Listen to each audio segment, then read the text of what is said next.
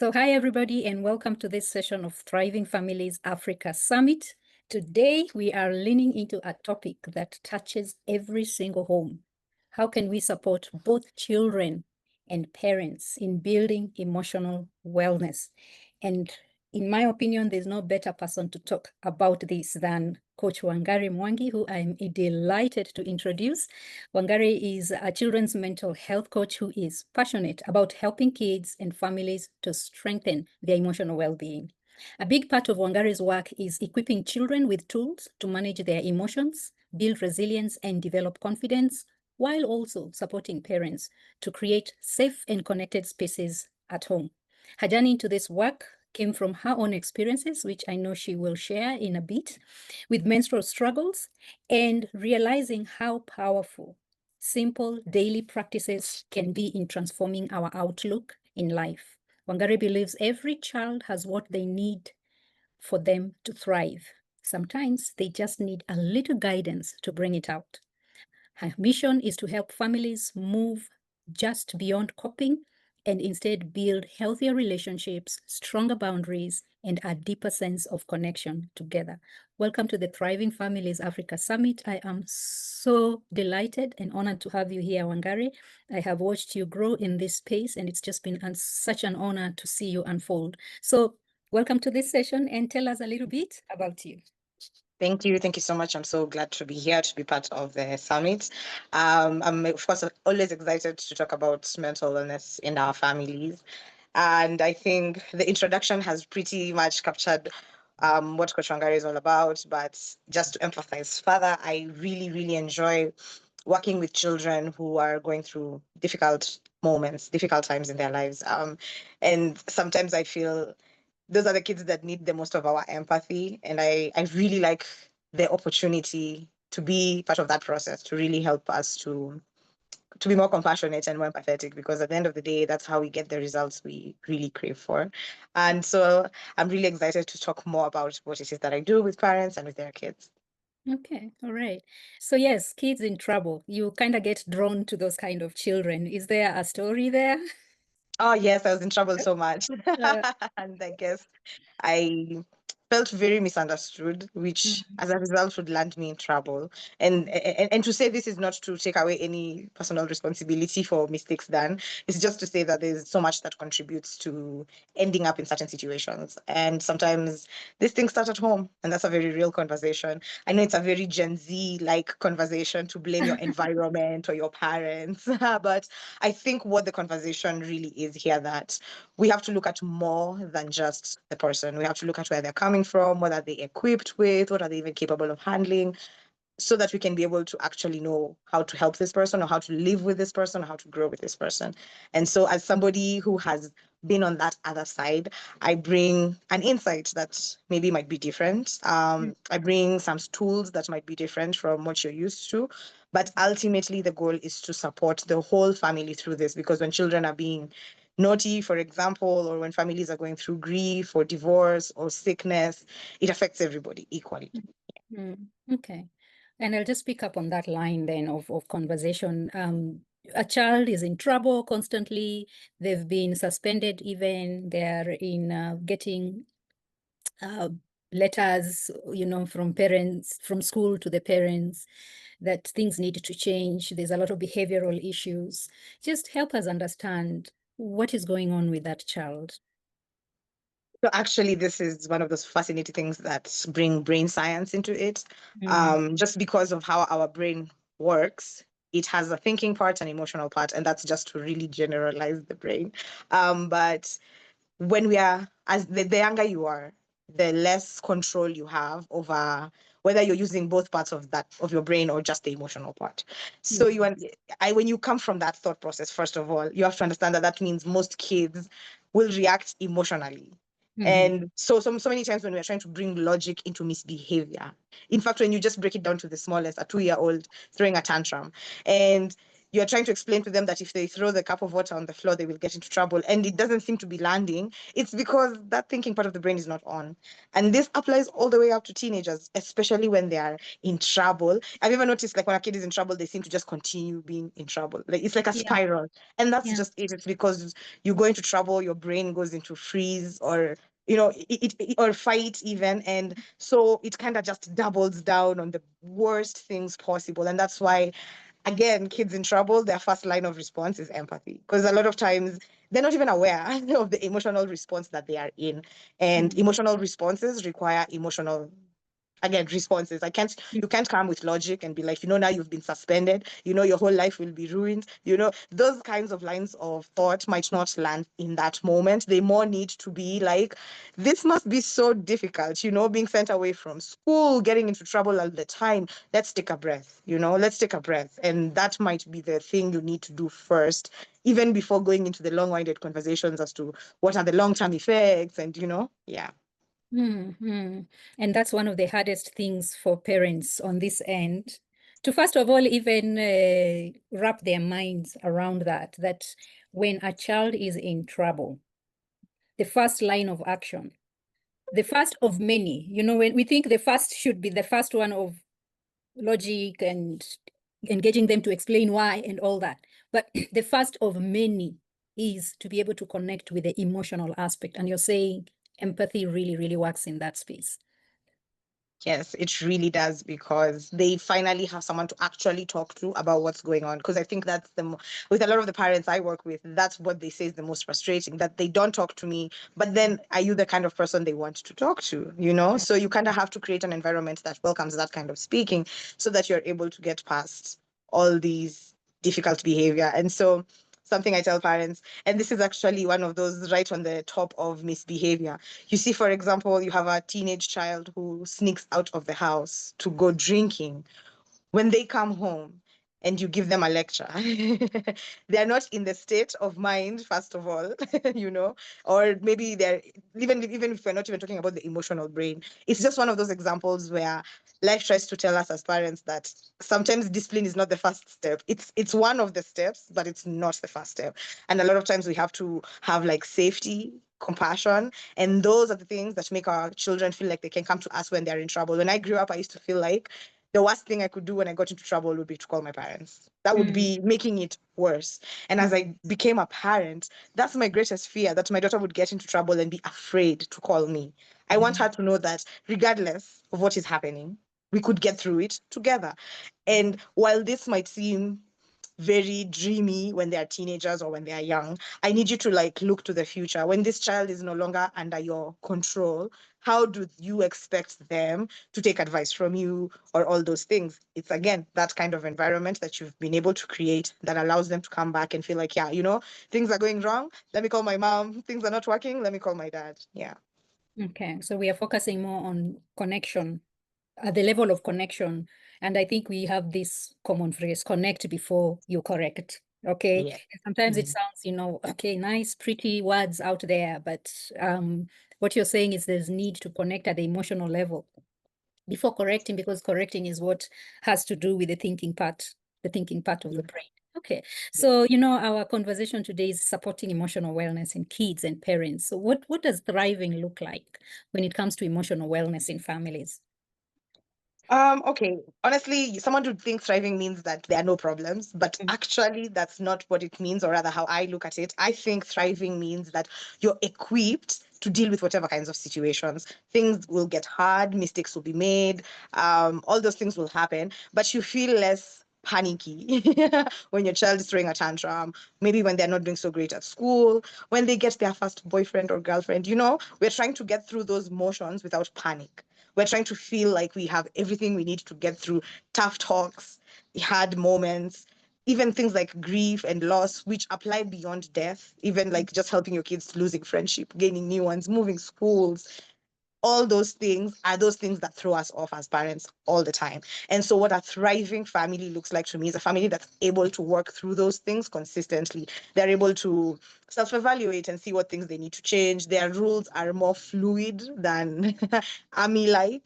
They're able to have moments of connection, which is where now the moments, I think we aim so much to have moments of conversations with our kids. We don't realize that it's the connection that brings the conversation, which brings the being able to listen, So that's what a thriving family has everything it takes. And that's what Stawi Cup is all about, equipping people, families, communities to be able to just thrive through well-being. And that could mean sometimes tough, sometimes really good. Yeah. Mm.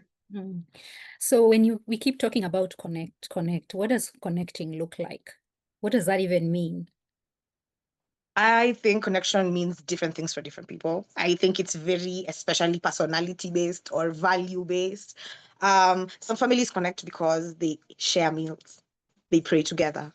They some parents connect with their kids because they drive them to school every day. Well, some parents are not able to do that. Other parents are able to have a 10-minute bonding session, read a bedtime story, or just cook a meal together. I think connection is just the time you can set apart to do something with somebody who is meaningful to you. And in this case, we mean like our children, right? Like any 10 minutes I can take from my day to spend with my child is connection to me. And it doesn't have to look like what it looks like for other families, Some people who are maybe more tech forward connect through technology, Other people, technology cannot be part of the connection process, And also connection, I believe, changes with the age of our children. When they're babies, we sing and we hold them and we connect. As they grow older, they don't want to cuddle, but they enjoy drives. They enjoy going shopping with us. They enjoy cooking with us. Some kids want to take a walk, wash the car. Those are moments of connection. It's any time you can set aside to connect. And this is not the time where we're talking about grades or we're talking about the indiscipline thing that happened. It's just being in each other's spaces, just being together. Yeah. And what does that do? I mean, what does that do eventually? So what that does is it really creates this comfortability. Somebody, we wonder why our kids tell their friends everything. It's because they connect. It's that time they spend together all the time. So you're not so anxious about even saying the things that are a bit harder. The more you hang out with your child and the more they maybe get to know you beyond the mom, you, the person, the more they're able to understand that I can talk to you about certain things. Some things are maybe not so embarrassing or so. And then sometimes connection helps with making certain things easier to talk about. I tell parents when you talk to your kids about even small things like how their bodies will change, the first conversation is the hardest. That first one where they're like, what are you saying? That's the hardest. But the fifth conversation, it gets easier. And that's the job. You cannot give up with connection. Sometimes it is random moments of connections of saying, have you seen that advert? What do you think they're advertising? And the advertisement is about pads. And now the conversation is a little awkward, but it is now, this is the part. Well, that's what connection does. It removes that awkwardness. You're able to talk about heavy things on a lighter note so that when you eventually have to have a heavy conversation, it's more comfortable. There's less anxiety, which makes it easier to come with a friendly opinion, Yeah. Good. So yeah, it does. And again, I think one of the things we like to do at Star is to really simplify it to the level of what is comfortable for you, what works for you, and all that. So what are then, I mean, we keep saying, let's connect, let's connect. What are some of the things that hold us back from connecting, some of those challenges that parents face and families face in supporting each other's mental health? So a lot of times because parents are pouring so much into ensuring that the family has money, food, the school fees has been paid, they forget to pour into themselves. And I think that's the biggest challenge at first because Dr. Kari, you like to say you can't pour from an empty cup, yeah? And I think that would be, well, families go through challenges, financial, where relationships are not working, sickness, all those are challenges all our families are going through. But I think the greatest challenge sometimes is that even the parent is not equipped to handle any mental challenges. You're stressed, you're undergoing a lot of pressure, and this reflects in your parenting. You see, so I think in order for even as parents for us to be able to make sure that the well-being of our kids is at the top, we have to look inwards first. So I think that would be the first thing. How is your well-being? How do you deal with stress in your personal life at work? How are you making sure that you're okay? How are you making sure that you're not pouring from a cup that is empty? Mm. Okay. So one major challenge is we have so many other things going on, and sometimes we forget ourselves. And it's very easy, even, I mean, we have these conversations a lot when parents are going through transitions, when a family is going through probably separation or divorce. The first thing they want to do is sort out their kids. Of course, there's so many other practical things, financial, maybe they need to move and all that. But then on that line, after all those things, the next person is let's sort out the child. So what do you say in that space?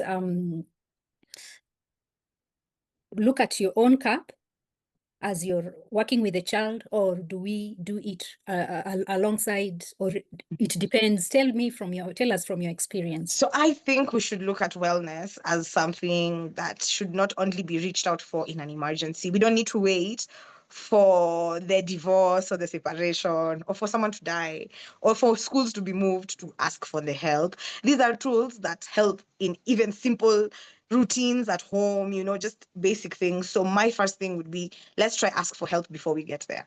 When things are good, that's actually the best time to start and to introduce new things, because I think this is something we've also experienced, that sometimes when things are new and fresh, even as a coach, we are not really able to help until the family really knows what's going on. So maybe before we get there, when you're watching this video and things are seeming amazing and beautiful, this is the right time. This is the right time to ask, how can I equip my kids? How can we prepare? How we pay for insurance so that in case something happens, this is what I think this wellness sessions are insurance, so that when school starts to get hard, when you already have the tool sets, you already know what to do. The child knows, the parent knows, together you're already even taking through these steps. And that's why we keep saying, even when you do the work, it does not mean that there will not be problems. It just means you're able to handle the problems better. So my advice, it's okay if you are already in a situation and you need help. We are here, we are willing to support, and we're definitely equipped to help. What could you do differently? Reach out even before, even when things are going good. In fact, when my clients come for sessions and then they stop, I tell them, let's keep talking, let's keep talking.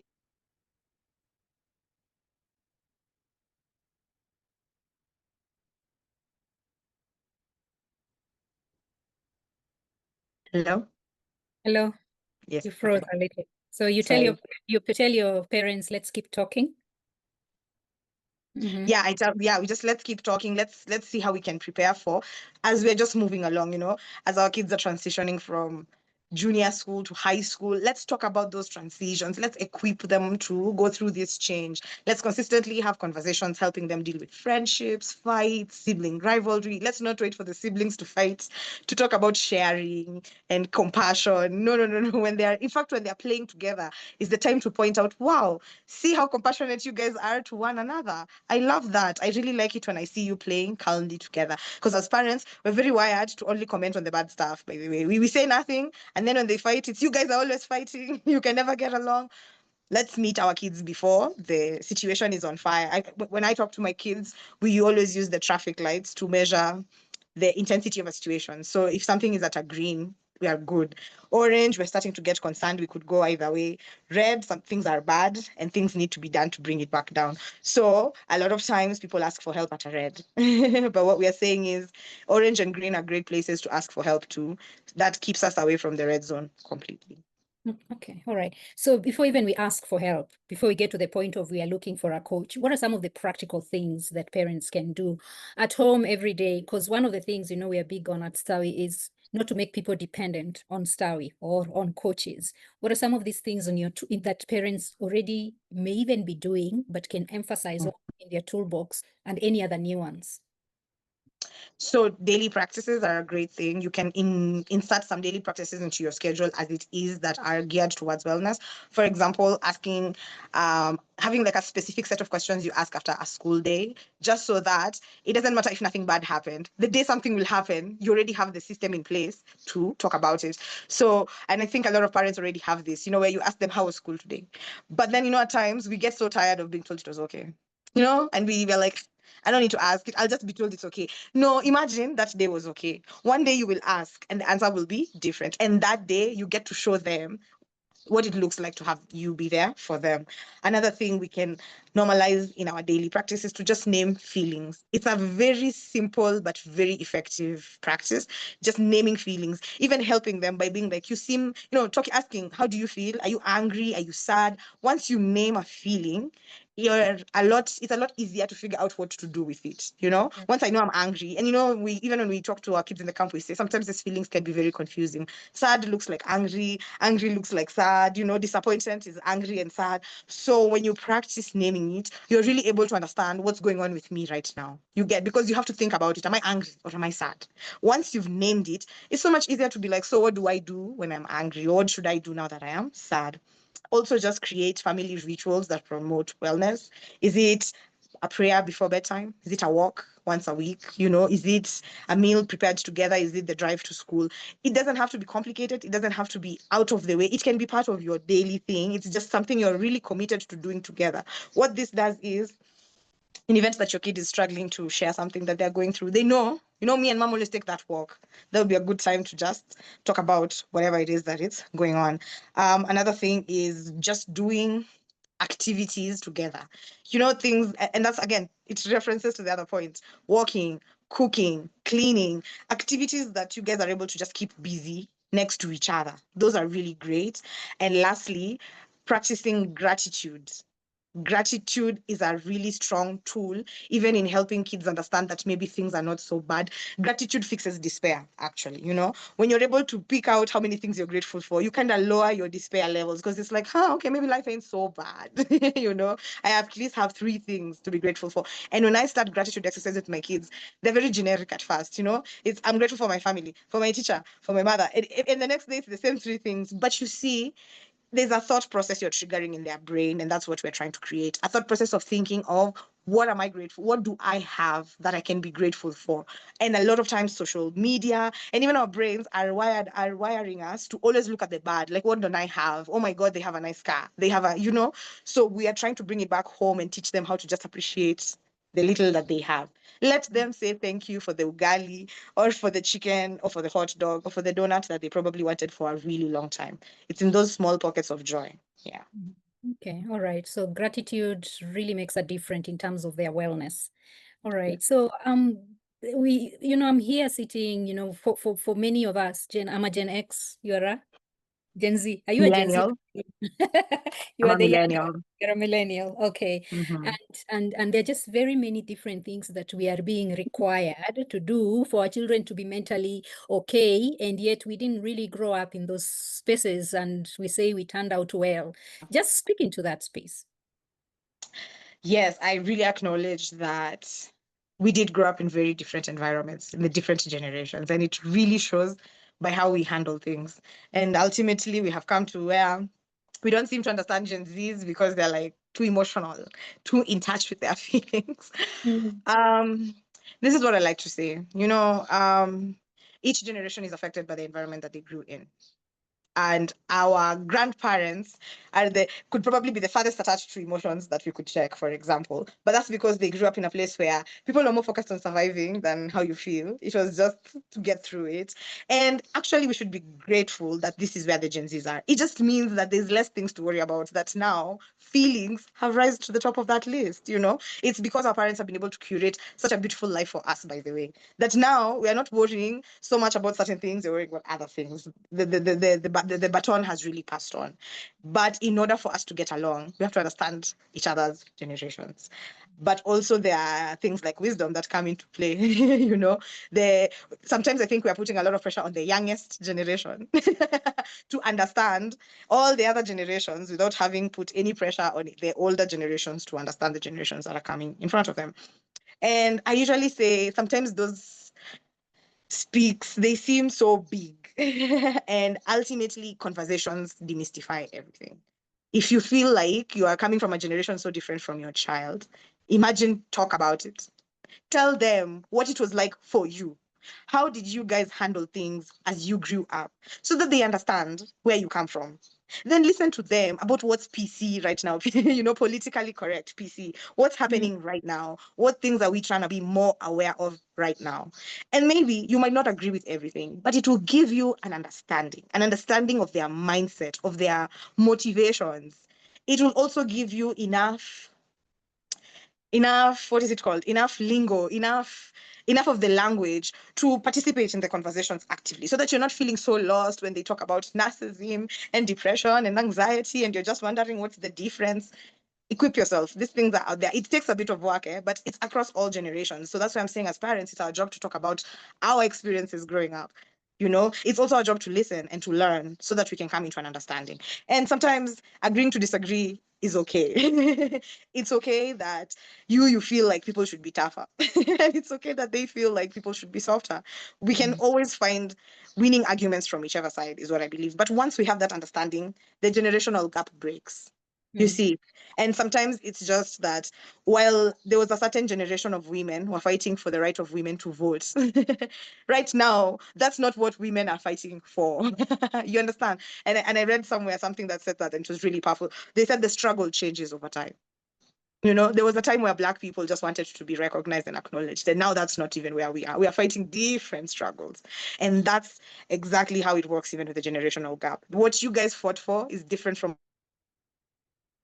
Sometimes it can even just show you progress, how far we have come, now. We are just fighting for mental health to be more recognized at schools. Well, before we were fighting for girls to go to school, for Black people and white people to study in the same institution. You know what I'm saying? So we have to admire change and progress amongst all things. And while there might be differences, let our differences not scare us. Let's just try to come to an understanding. And spaces like Stawi Camp, where we have coaches across all the generations, are great places for that learning, because now you get some insight from the millennial, from the Gen X, and from the Gen Zs that we have in our spaces, because we do have those as well. Yeah.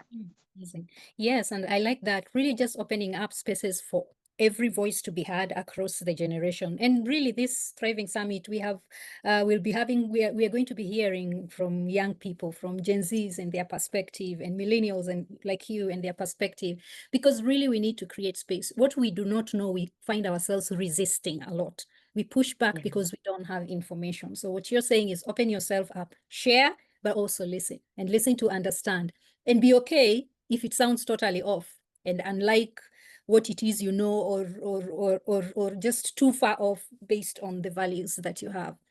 And I think, just as a closer on the generation topic is, and I think this is what Gen Z say a lot, sometimes we have to stop glorifying suffering. Because I guess that's another thing that really brabs against the generations, is we feel like our parents, grandparents, they glorify suffering sometimes, because they say how even us, we used to have stress. And we never used to go see a therapist. That's what actually the Gen Zs are talking about, glorifying suffering. You see, now you have the right things to go and get help. Let's not say, oh, we went to school barefoot. That doesn't mean that now our children also have to go to school barefoot. You see, let's agree to move forward. Yeah. And they don't even say that because they expect the children to go barefoot to school barefoot, but they say that to say your suffering is nothing compared It's to very little. yeah, To minimize. minimizing it and dismissing Yeah. their experiences. So what you're saying here is that every experience is valid. Yeah. I like Let's not minimize that. Yes, I like what you said, and I will not be able to get the phrase, something to do with it. Every struggle is different for each generation. Yes, every generation has a different struggle. Yes, yes. Yeah. I like that. I think it's a good tagline to go with when we are thinking about generational conversation. So Yes, as it we're is. coming down to the end of this session, is there anything else? I mean, you're really big on supporting kids, on creating a space for kids to be heard, or just the voice of the child to be heard, and you fight for the child so much, even when you're working with the parents. And so is there anything else you think within the next few minutes that we have left out in terms of just listening to that child, especially the child who is in trouble? I think I had prepared a tool that I thought would be quick and easy for parents to practice in the moment. It requires no equipment, just conversation. No, I no, mean, no it's toolbox and tools, eh? Okay. no. Just yourself, and that's 3, 2, 1. When you're having a challenging moment with your child, just do a quick 3, 2, 1 exercise. Let you and them, each of you, name 3 things you're grateful for. I'm going to give some examples, right? So 3 things you're grateful for. I would say I'm grateful that my daughter is smart, that she's kind, that she's creative. Then you name 2 things you're struggling with right now. I would say I'm struggling with her messy room and I'm struggling that she forgets to feed the cat. Then one thing you'd like changed immediately. Personally, I'd like to the cat to be fed every day. Mm. It kind of just lightens the mood and it fixes that thing where kids always say is you never see anything good. We start with the good. We name 3 good things, only 2 bad ones, and only one thing that needs to change immediately. It kind of takes off the pressure from the moment, and I hope you guys get to try it. Okay. So do we actually do it like I walk in, child has a messy, messy room. Is that the time I'm supposed to think of 3 things? No, this Okay. is during that conversation. You know, I've ever had those arguments that seem to go for hours where we can't seem to meet somewhere to just conclude how are we moving forward. 3, 2, 1. Three, Mm. two, one. These are 3 things I'm grateful for. These are 2 things that I can't seem to get past. And here's one thing that it kind of closes it. You can use it in a moment of sibling rivalry. They can't stop fighting. Let them name 3 things they're grateful for for each other. 2 things that they cannot stand, and one thing that they need changed there and then. It kind of just it's not for in the moment. In the moment, walking away, a lot of times walking away is your best bet, so that you're able to go and even remember there's the 3, 2, 1 exercise.